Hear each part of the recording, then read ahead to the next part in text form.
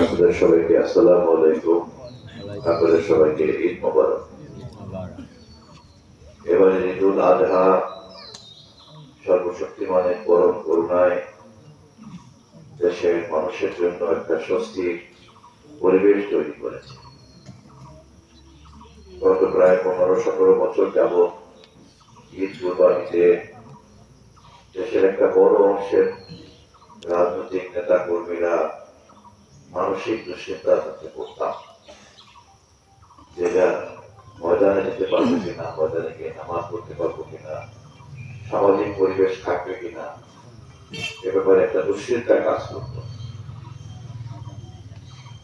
এটা ঠিক যে অপরাধের সঙ্গে যারা জড়িত ছিল তাদের প্রধান শিক্ষকটি সহ তারা এখন এই মুহূর্তে সমাজ থেকে পালিয়ে বেড়াচ্ছে, রাষ্ট্র থেকে পালিয়ে বেড়াচ্ছে। এই দৃশ্য থেকেও আমাদের অনেক শিক্ষা নেওয়া আছে। আল্লাহ সীমা লঙ্ঘনকারীদেরকে পছন্দ করেন না। ক্ষমতা সমাজ এবং মানুষের জন্য সেবার একটা মাধ্যম। ক্ষমতা কারো অহংকার চর্চার মাধ্যম নয়, ক্ষমতা কারো অহমিকা চর্চার মাধ্যম নয়, ক্ষমতা কারো রিপু চর্চার মাধ্যম নয়। ক্ষমতা কেবলই সমাজ, দেশ, মানুষ এবং আল্লাহর সৃষ্টির জন্য সেবা প্রদান করার একটা মাধ্যম। কিন্তু যেটা দুর্ভাগ্যজনক যে সমাজে আমরা একটা বড় অংশের নেতা কর্মী হিসেবে দাবি করি যারা রাজনৈতিক সামাজিক এই সেবার দায়িত্বটা বুঝি না। সামান্য একটু দায়িত্ব, সামান্য একটু ক্ষমতা পেলেই আচার আচরণ, কথাবার্তা, ভাব ভঙ্গি সব কিছু পরিবর্তন হয়ে যায়। খুব দুর্ভাগ্যজনক যে একেবারে একটা ইউনিয়ন কমিটির, ইউনিয়ন পরিষদের মেম্বার থেকে শুরু করে একটা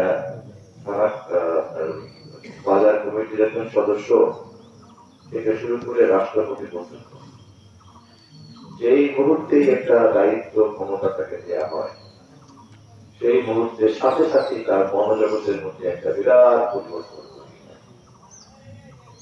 এবং কোন কোন আহাম্মক এতই পরিবর্তন ঘটে যে নিজের বাবা মার সঙ্গেও অসুস্থ আচরণ শুরু করে দেয়।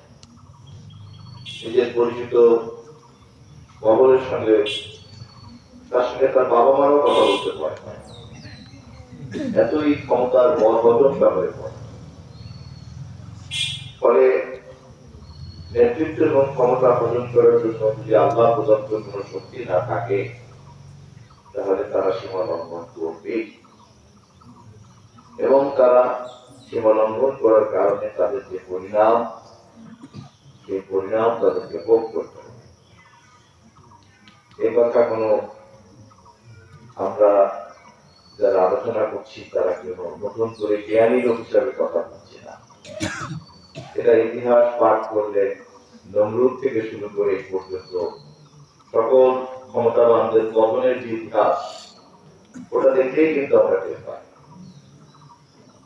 কিন্তু তার থেকেও দুর্ভাগ্যজনক হচ্ছে যে এই ঘটনাগুলি দ্বারা আমরা কোনো জ্ঞান নেই না, এই ঘটনাগুলি থেকে আমরা কোনো শিক্ষা নেই না, এই ঘটনাগুলির মধ্যে থেকে আমাদের চিন্তার মধ্যে, আমাদের মনোজগতের মধ্যে কোনো পরিবর্তন আসে না। আমার জীবনে আমি এ ব্যাপারে অনেক কিন্তু অভিজ্ঞতা আমার রয়েছে। যেহেতু আমি দীর্ঘদিন রাজনৈতিক কর্মী, রাজনৈতিক ক্ষমতার মধ্যে আমার কথা বসা, কখনো ক্ষমতার প্রতিকূল পরিবেশে ছিলাম, কখনো ক্ষমতার অনুকূল পরিবেশে ছিলাম, সর্বোচ্চ ক্ষমতার মধ্যে যেমন বিরাজ করেছি, আবার সবচেয়ে নির্যাতন, নিপীড়ন, এমনকি ফাঁসির জন্য অপেক্ষা করতে হয়েছে কারাগারে। আমি সেই দিক থেকে খুব সৌভাগ্যবান, সর্বশক্তিমান আমাকে সব ঋতুতে, সব আবহাওয়াতে, সব ধরনের পরিবেশের মধ্যে দিয়ে আমাকে তিনি বড় হওয়ার, তৈরি হওয়ার নিয়ামত দিয়েছেন। এটা আমার জন্য একটা নিয়ামত। আমি সর্বোচ্চ ক্ষমতার মধ্যে থাকতে পেরেছি, সুযোগ হয়েছে কখনো কখনো।